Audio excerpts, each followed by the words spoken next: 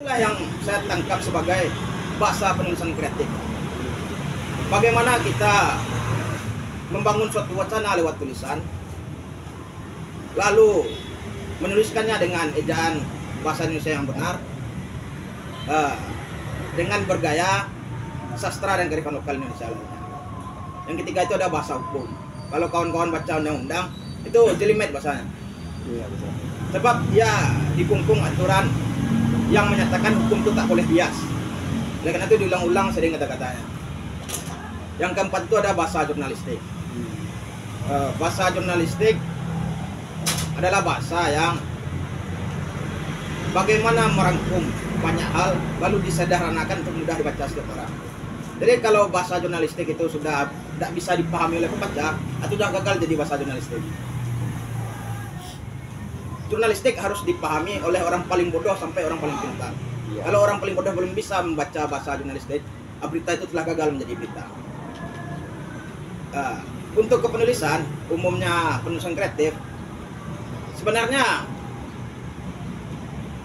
saya menangkap dari pengalaman dan bagaimana melihat kawan-kawan di lapangan, menulis itu sangat bersinggungan dengan wawasan seseorang. Itu satu. Penulis itu sangat bersinggungan dengan pengalaman seseorang. Penulis itu sangat juga bersinggungan dengan pembelajaran seseorang. Tidak ada menurut saya hal yang paling baik agar seseorang mampu menulis dengan baik selain pertama, dia adalah orang yang banyak memiliki wawasan. Maksud saya banyak memiliki wawasan ini tidak hanya terbatas pada soal membaca buku, membaca karya-karya yang hebat, membaca hal-hal yang imajinatif dan substansial lainnya. Misal, kan saya juga lahir di generasi yang udah ada internet ini. Saya banyak menemukan orang yang suka anime itu misalnya, atau suka drakor itu misalnya. Di dalam kedua hal tadi juga terdapat wawasan.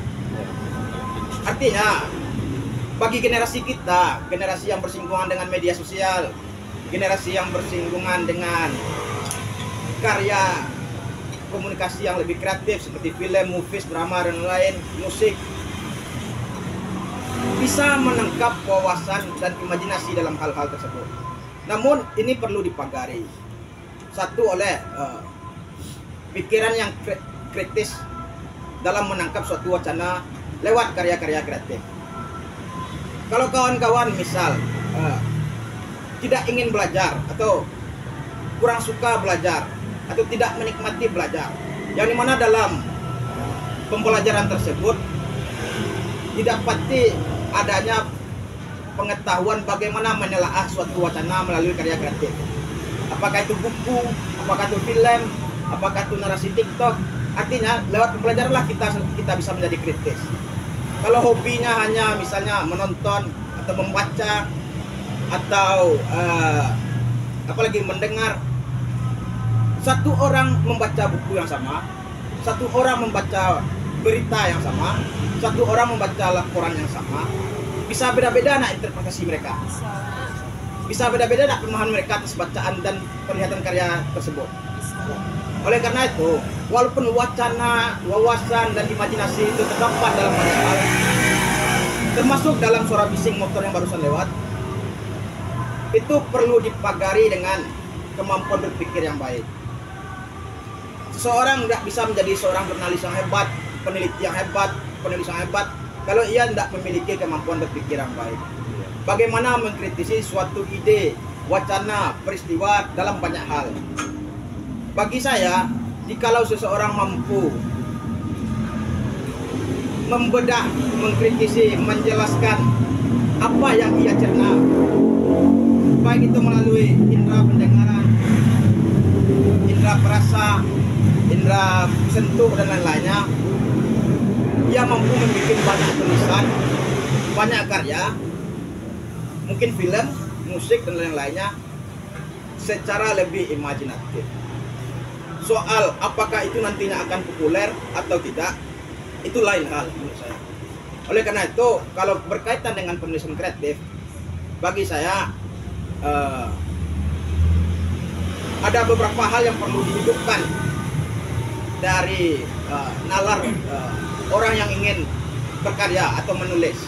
Sebab bagaimanapun nanti kalau misalnya ada yang ingin menyalurkan karya-karyanya lewat TikTok, kan banyak sekarang itu, oh ini adalah ingin menyalurkan karyanya lewat sebuah kritikan film, ingin menyalurkan karyanya lewat jenis alat atau media komunikasi lainnya, ia perlu tahu bagaimana tulisan atau simbol komunikasi bisa sampai kepada pendengarnya, kepada orang yang menontonnya.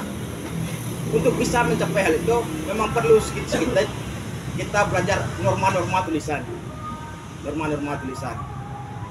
Namun untuk bisa merangkai itu juga menjadi hal yang lebih detail, hal yang lebih substansial, perlu juga di satu sisi kemampuan berpikir seseorang itu ditingkatkan. Satu, yaitu akal. Jadi kita tidak perlu menulis, oh ini isi, ini latar belakang, ini isi, ini penutup, ini simpulan. Atau oh kalau menulis puisi harusnya kayak gini, bahasanya harus lugas. Oh, tidak ada. Bagi saya baik dalam menulis jurnalistik, menulis kreatif, beda dengan tulisan ya ilmiah ya, yang harus dikungkung dengan metodologi. Di dalam menulis kreatif, semua metode atau aturan-aturan baku itu bisa dilewatkan asal pesannya sampai. Oleh karena itu bagi saya yang penting pertama, orang yang ingin menulis, orang yang ingin berkarya, orang yang ingin pikiran serta ide dan gagasannya sampai kepada orang lain harus melatih akalnya. Kedua, ia harus melatih indranya. Kalau bagi kawan-kawan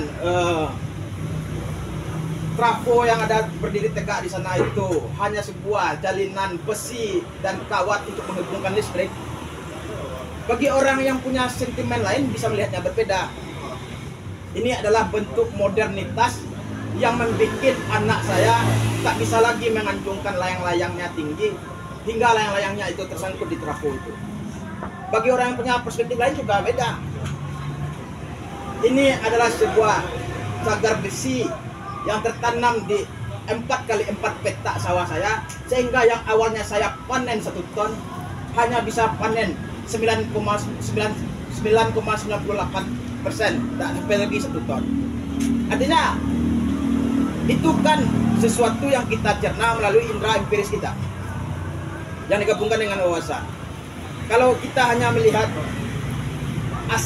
bunyi bising dari knalpot yang kita dengar sehari-hari ini sebagai suatu bentuk kebisingan saja, orang lain bisa membayangkan bagaimana dahulunya, mungkin 100 tahun sebelumnya atau 100 tahun ke depannya, bunyi bising ini berubah menjadi kedap suara sebab teknologi. Atau bunyi bising ini adalah gonjang-gonjring per yang dijalankan kuda pedaki pada zaman itu. Kita tidak tahu bahwasanya fasilitas wadah atau anugerah yang diberi Tuhan kepada kita berupa indera pendengaran, penglihatan, perasa dan lainnya ini sangat berharga dan itu perlu dilatih. Menurut saya itu perlu dilatih semua. Kalau kita ingin menulis bagaimana Pak Taufan melakukan giat kelas di Harmonis pada sore hari ini, tapi kita tulis seperti ini. Misal saya kasih beberapa contoh. Hari ini kita melakukan giat kelas bersama Pak Taufan Malaka di Harmonis Fest hari Rabu tanggal sekian. Itu informasi, tapi bagaimana cara menyusun lebih lugas? Kalau terbiasa menggunakan indera perasa ini, mungkin saya akan menulisnya seperti ini.